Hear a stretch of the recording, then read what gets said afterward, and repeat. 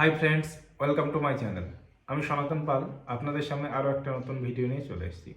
আজকের ভিডিও যে টপিক হলো সেটা হলো বিএসএনএল এর 4G কি ইমপ্রুভ করছে, তা সম্পূর্ণ ডিটেলস আজ আপনাদেরকে দেখাও প্রমাণ সহ।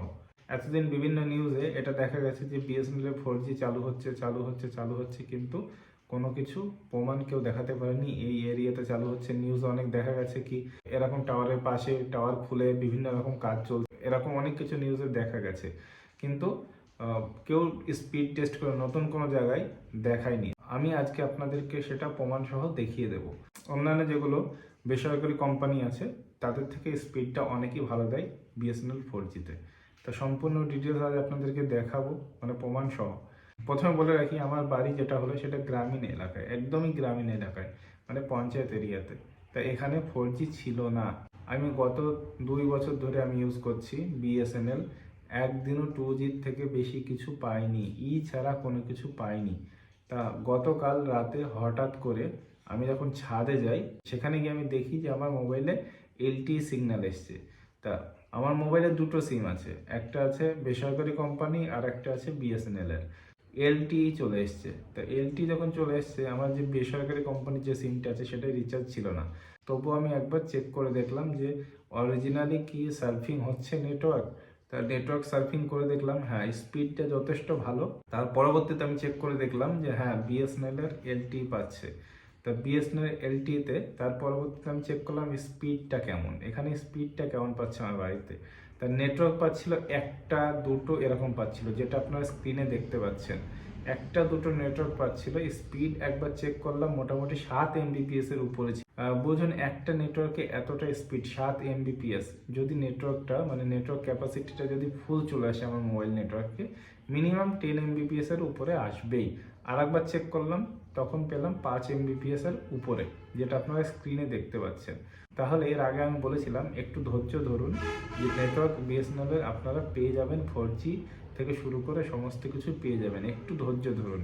আর যে এরিয়াতে নেটওয়ার্ক নেই, মানে যে এরিয়াতে বিএসএনএল এর নেটওয়ার্ক এখনো পায় না, সে এরিয়াতেও কিন্তু বিএসএনএল এর নেটওয়ার্ক খুব তাড়াতাড়ি বসবে। হ্যাঁ, অ্যাকচুয়াল ডেট কবে কি বৃত্তান্ত এখনো কিন্তু কোনো কিছু আসেনি। আমি বিএসএনএল কাস্টমার কেয়ারে কল করেছিলাম।